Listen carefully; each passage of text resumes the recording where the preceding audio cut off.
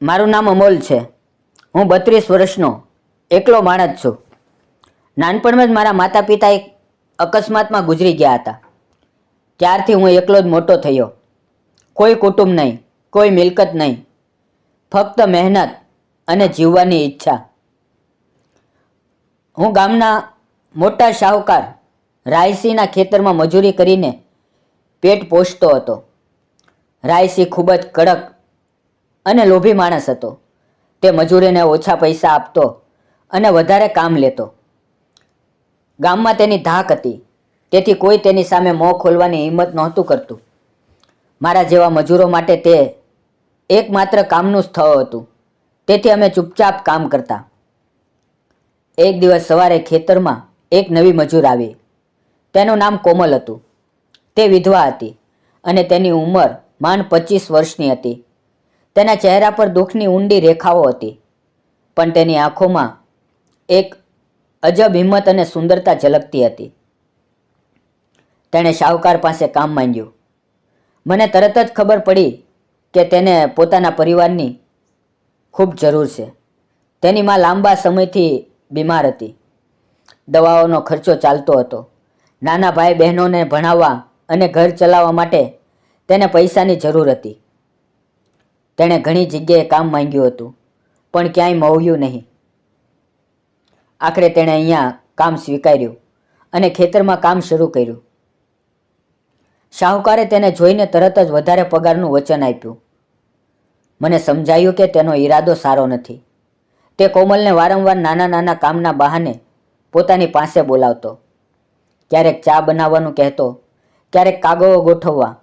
કોમલ ખૂબ સમજુ અને સન્માનિત હતી. તે હંમેશા પોતાની મર્યાદામાં રહેતી અને શાહુકારથી દૂર રહેવાનો પ્રયત્ન કરતી. તે કામમાં ખૂબ મહેનતુ હતી, ક્યારેય ફરિયાદ નહોતી કરતી. હું તેને દૂરથી જોતો અને મનમાં તેની સલામતીની ચિંતા કરતો. મિત્રો, આમ દિવસો વીતવા લાગ્યા. અમે બંને ખેતરમાં સામસામે કામ કરતા હતા. પહેલાં તો ફક્ત કામની વાતો થતી. ક્યારે પાણી આપવું, ક્યારે નિંદામણ કરવું, કયા ખાતરનો ઉપયોગ કરવો.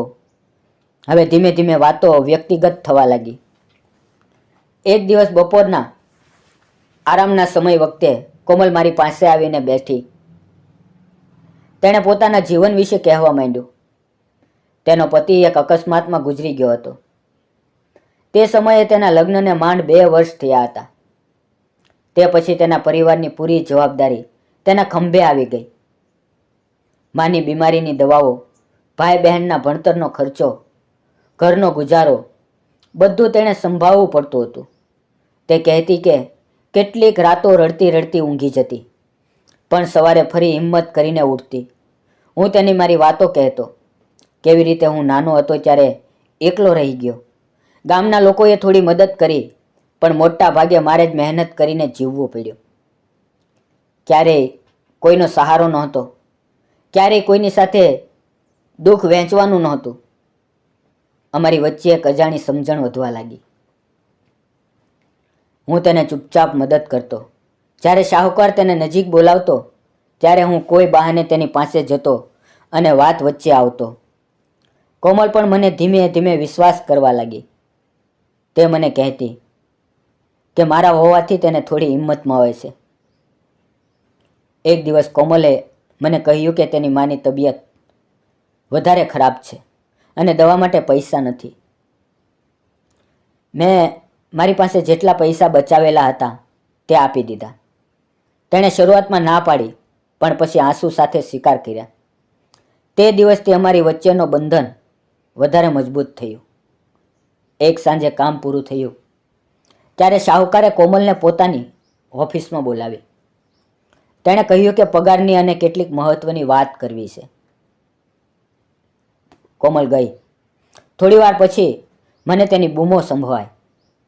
તે મદદ માંગતી હતી, ડરથી સિચ પાડતી હતી. મારું હૃદય ધડકવા લાગ્યું. હું તરત દોડીને ત્યાં પહોંચ્યો. ઓરડો અંદરથી તાળું મારેલો હતો. શાહુકારે તેને ખરાબ ઈરાદે પકડી રાખી હતી અને તેની ઇજ્જતને જોખમમાં મૂકવાનો પ્રયત્ન કરતો હતો. મેં જોરથી દરવાજો ખખડાવ્યો, પછી લાત મારીને તોડી નાખ્યો અંદર જઈને મેં શાહુકારને ધક્કો મારીને દૂર કર્યો. કોમલ ડરથી ધ્રુજતી હતી અને રડતી હતી. મેં તેનો હાથ પકડ્યો અને કહ્યું, ચાલ અહીંયાથી ભાગીએ, હવે અહીંયા રહેવું સલામત નથી. અમે રાતના અંધારામાં ખેતરમાંથી નીકળીને મારા ઘર તરફ દોડ્યા. મારું ઘર ગામની બહાર એક નાની જર્જરિત ઝૂંપડી હતી. તે ખાલી અને ઉજ્જડ હતી, પણ તે અમારા માટે સૌથી સુરક્ષિત જગ્યા હતી. અમે ત્યાં પહોંચ્યા ત્યારે કોમલ થાકીને બેસી પડી. મેં દરવાજો મજબૂત કરીને બંધ કર્યો અને બારીઓ પણ સુરક્ષિત કરી. તે રાતે અમે બંને ડરથી જાગતા રહ્યા. શાહુકારના માણસો આવશે તેવો ડર હતો. કોમલે મને વારંવાર કહ્યું, અમોલ, તે મારી ઇજ્જત બચાવી, હું તારી આભારી છું. મારા જીવનમાં પહેલી વાર કોઈએ મારા માટે આટલું મોટું કામ કર્યું. બીજા દિવસે અમે હવે પાછા ખેતરમાં જઈ શકીએ તેમ નથી. શાહુકાર અમને ક્યારેય માફ નહીં કરે. અમારી પાસે બહુ ઓછા પૈસા હતા. કોમલે ઘણો વિચાર કર્યો અને પછી પોતાના પતિનું મંગળસૂત્ર કાઢ્યું. તેણે કહ્યું, આ વેચીએ તો થોડા દિવસ ગુજારો થઈ જશે અને માની દવા પણ લાવી શકશું.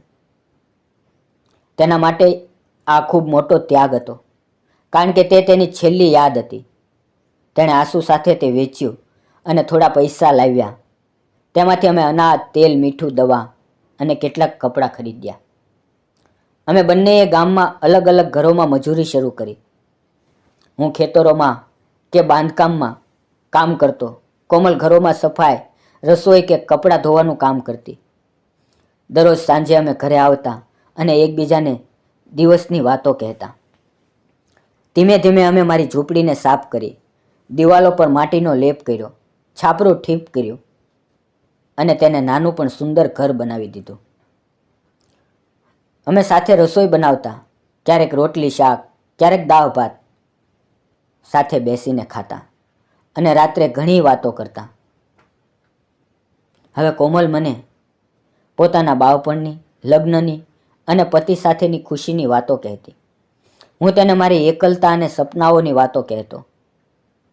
અમારી વચ્ચેનો ડર ધીમે ધીમે વિશ્વાસમાં અને પછી ગાઢ પ્રેમમાં બદલાયો. ગામમાં વાતો ફેલાઈ. લોકો કહેતા કે એક વિધવા અને યુવાન માણસ સાથે રહે છે. આ તો સમાજની મર્યાદા તોડવા જેવું છે. કેટલાક લોકો કોમલને ખરાબ નજરે જોતા, કેટલાક મને ટીકા કરતા. એકવાર તો ગામના કેટલાક મોટેરાઓ મારા ઘરે આવ્યા અને કહેવા લાગ્યા કે આ બધું ખોટું છે, કોમલને તેના ઘરે મોકલી દે. કોમલને ઘણું દુઃખ થતું. તે રડતી, પણ હું તેને સમજાવતો કે લોકોની વાતોની પરવા ન કરીએ. અમે કાંઈ ખોટું નથી કરતા. અમે એકબીજાને આદર આપીએ છીએ અને એકબીજા માટે જીવીએ છીએ. એ જ પૂરતું છે. એક દિવસ મેં મારી મહેનતના પૈસા બચાવીને કોમલ માટે નવું મંગળસૂત્ર ખરીદ્યું. સાંજે ઘરે આવીને તેને આપતા મેં કહ્યું, કોમલ, તું મારા જીવનમાં આવી ત્યારથી મારી એકલતા દૂર થઈ ગઈ. તું મારા માટે બધું છે. આ મંગળસૂત્ર તારા નવા જીવનનું પ્રતીક છે. હું તને હંમેશા સુખી રાખીશ. કોમલની આંખોમાં આંસુ આવી ગયા. તેણે તે પહેર્યું અને મને ચૂપચાપ આલિંગન આપ્યું. થોડા દિવસ પછી એક સુંદર સાંજે મેં તેને પ્રેમથી પૂછ્યું, કોમલ, શું તું મારી સાથે લગ્ન કરીશ? હું તને આખી જિંદગી સુખ આપીશ. તેણે હસતા હસતા હા કરી અને મને ગળે વળગી પડી. અમે ગામના મંદિરમાં સાદી રીતે લગ્ન કર્યા. માત્ર થોડા સારા માણસો, પાડોશીઓ અને મંદિરના પૂંજારી હાજર હતા. અમે ફક્ત 7 ફેરા લીધા અને એકબીજાને વચન આપ્યું કે હંમેશા સાથે રહીશું. મિત્રો, લગ્ન પછી અમારું જીવન વધારે સુંદર બન્યું. કોમલે ઘર સંભાળ્યું. હું વધારે મહેનત કરવા લાગ્યો. અમે બંને મળીને ગામની બહાર નાનું ખેતર ભાડે લીધું અને તેમાં શાકભાજી અને અનાજ ઉગાડવા લાગ્યા. કોમલ પણ મારી સાથે ખેતરમાં કામ કરતી. થોડા મહિના પછી કોમલને ખબર પડી કે તે ગર્ભવતી છે. અમારા જીવનમાં નવી ખુશી અને આશા આવી. હું તેની ખૂબ કાળજી લેતો. તેને જે ગમે તેવું ખાવાનું લાવતો, કામમાં મદદ કરતો. રાત્રે તેની પાસે બેસીને બાળક વિશે વાતો કરતો. આખરે થોડા સમય પછી એક સુંદર દીકરાનો જન્મ થયો. અમે તેનું નામ રાખ્યું આદિત્ય. સૂર્ય જેવો તેજસ્વી. તેના આવવાથી અમારું ઘર ખુશીઓથી ભરાઈ ગયું. કોમલના જૂના દુઃખ ભૂલાઈ ગયા. મારી એકલતા દૂર થઈ. અમે બંને મળીને આદિત્યને ઉછેર્યો. તેને સારા સંસ્કાર આપ્યા, તેને ભણાવ્યો. હવે ગામની ટીકાઓ ધીમે ધીમે બંધ થઈ ગઈ. લોકોને ખબર પડી કે અમારો પ્રેમ સાચો છે. અમે એકબીજાને આદર અને સમર્થન આપીએ છીએ. આજે અમારો દીકરો આદિત્ય મોટો થઈ રહ્યો છે. તે અમારી સાથે હસે છે, રમે છે અને મદદ કરે છે. અમે ત્રણેય સાથે મળીને મહેનત કરીએ છીએ, સાથે ખાઈએ છીએ અને સાથે સપના જોઈએ છીએ. શાહુકારની ધમકીઓ ક્યારે ખતમ થઈ ગઈ. ગામની ટીકાઓ પણ ભૂતકાળ બની ગઈ. અમે સાબિત કરી દીધું કે જો સાચો પ્રેમ, હિંમત અને એકબીજા પર અટલ વિશ્વાસ હોય તો કોઈ પણ મુશ્કેલી, કોઈ પણ અન્યાય કે સમાજની ટીકાને પાર કરી શકાય છે. તો મિત્રો, જો વિડીયો પસંદ આવ્યો હોય તો વિડીયોને લાઈક, ચેનલને સબસ્ક્રાઈબ અને એક નાની એવી કોમેન્ટ જરૂર કરજો. ફરી મળશું આવતીકાલે નવા વિડીયોમાં. ત્યાં સુધી આવજો. ધન્યવાદ મિત્રો.